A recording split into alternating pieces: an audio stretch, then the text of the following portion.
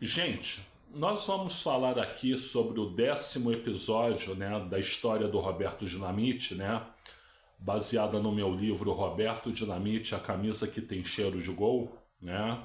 Então vamos falar sobre o 10º episódio, né, o 10º vídeo. Mas eu peço que antes, por gentileza, você curta aí, dê o seu like.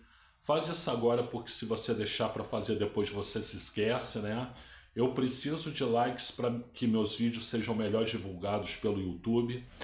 Por gentileza, você se inscreve aí no canal.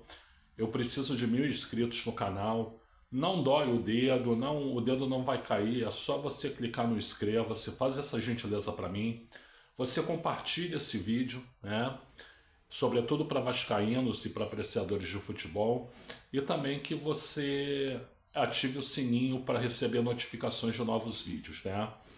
Bom, gente, então nesse 10º episódio, né, sobre a história do Roberto Dinamite, a gente fala do ano de 1980. Em 1980, o Roberto Dinamite foi vendido para o poderoso Barcelona da Espanha, né? O que aconteceu? O Barcelona ele tinha um centroavante chamado Hans Kragel, né, austríaco, só que ele se desentendeu com o técnico, né, Lindislau Kubala, né? O Kubala, além de ser técnico do Barcelona, ele era o maior ídolo do Barcelona até aquele momento. Até o Messi chegar, vamos dizer assim, né? Porque ele foi jogador do Barcelona e ele era idolatrado. Então, ele era técnico do Barcelona e tinha muito prestígio lá na Catalunha, né? E aí ele pediu para o clube se desfazer do Hans Kragel, né? E pediu a contratação do Roberto Dinamite, né? Então, os dirigentes do Barcelona vieram ao Rio de Janeiro, né?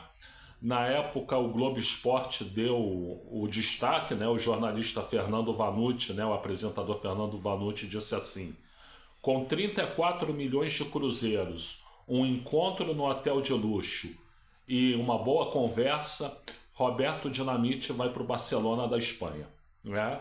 E depois entrava uma entrevista do Roberto Dinamite confirmando que a negociação tinha sido fechada, que no dia seguinte ele ia para Barcelona para fazer exames médicos, né? Ele ainda disse, creio eu, né?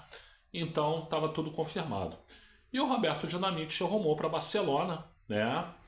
O Vasco aproveitou parte do dinheiro para ir no Palmeiras e comprar o Jorge Mendonça, né? E enfim, começou a trajetória do Roberto Dinamite lá em Barcelona. Muito bem de início, né? No primeiro jogo dele ele fez 2 gols, né? E só que depois a coisa foi azedando. A coisa foi azedando por quê? Porque o Kubala foi demitido de técnico, né? Entrou um técnico argentino chamado Helenio Herrera, e segundo dizem, o Helenio Herrera ele não gostava de brasileiros, né? Porque os times que ele jogou, treinou, teriam sofrido muito na mão do Pelé, né? Então o Roberto Dinamite foi barrado, né? Em determinado jogo, ele era um jogo contra o Atlético de Bilbao, lá em Bilbao, né? Ele foi ver a lista dos titulares, o nome dele não estava, né? E aí ele foi ver a lista dos reservas, o nome dele também não estava. Aí ele questionou a diretoria, o que houve? Por que eu não estou nem entre os reservas, né? Ah, porque o teu apelido, Dinamita, é perigoso para ir para Bilbao, né? Bilbao era a capital da província basca, né? Que era uma província na época separatista, né? Então tinha muito terrorismo por lá. Então a gente não vai levar você por causa do teu apelido Dinamita, né? Que é como fala dinamite em espanhol, né? Então o Roberto não aceitou a justificativa, né? Depois disseram para ele que ele ia ficar treinando em separado, né? E aí ele começou a cogitar, vou voltar para o Brasil. E virou para a diretoria, olha, quero voltar para o Brasil, né? Então a primeira coisa que a diretoria fez do Barcelona foi procurar o Vasco e dizer, vocês querem o Roberto de volta? Aí a diretoria do Vasco disse que não queria, né? Até porque tinha gasto parte do pretenso dinheiro, né, com o Jorge Mendonça, né? Então a diretoria do Vasco se recusou. Sabendo disso, o espertíssimo presidente do Flamengo, Márcio Braga, ele foi tentar buscar o Roberto Dinamite, trazer o Roberto Dinamite para o Flamengo, né? Ele tinha acabado de contratar o Nunes estava jogando no México, ele trouxe o Nunes, né? Mas, podendo trazer o Roberto Dinamite, ele não queria desperdiçar essa oportunidade. Então ele entrou em contato com os dirigentes do Barcelona, fez a proposta, estava praticamente tudo fechado para o Roberto Dinamite vir para o Flamengo. Inclusive, o Roberto Dinamite entrou direto da Espanha no Globo Esporte dizendo: eu espero fazer os gols que a torcida do Flamengo quer que eu faça. Então, estava tudo quase certo, né? Só que aí, o pessoal do Vasco ficou irado, a torcida cobrou a diretoria, né? E um dirigente que na época era muito novo, mas muito ousado, chamado Eurico Miranda, né? Ele rumou para a Espanha, para Barcelona, para tentar convencer o Roberto a vir para o Vasco e não para o Flamengo, né?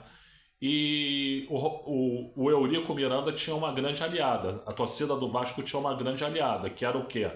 A esposa do Roberto Dinamite, a Jurema, a falecida Jurema. Porque a Jurema era uma grande vascaína e ela não queria ver o Roberto Dinamite no Flamengo, né? Enquanto isso, o Márcio Braga ele ia fazendo piada, né? Ele dizia assim, perguntaram para ele: e aí, como é que vai ser a negociação do Roberto e tal? Ele: bom, nós vamos pagar ao Barcelona os mesmos 34 milhões de cruzeiros que o Barcelona pagou ao Vasco. Ah, mas o que se diz por aí é que o Barcelona não pagou nada pro Vasco ainda. Aí ele, gaiato, vira: então nós não vamos pagar nada pro Barcelona, né? E, enfim, tava quase tudo certo para ele vir pro Flamengo, né? Mas graças à interferência da Jurema, né? E a ida do Eurico Miranda, você vê que o Eurico Miranda fez algumas coisas boas na vida, né? Poucas, mas fez, né? O Roberto Dinamite acabou retornando ao Vasco da Gama, né? E no próximo episódio a gente vai mostrar que ele retornou em grande estilo, né? Gente, eu sou o Luiz Felipe Chateaubriand, eu agradeço pela assistência. Se quiser nos comentários, fala aí sobre o assunto. E eu tenho aqui no canal mais de 700 vídeos, né? Se você quiser assistir alguns deles, é só clicar e tenha boa assistência. Muito obrigado.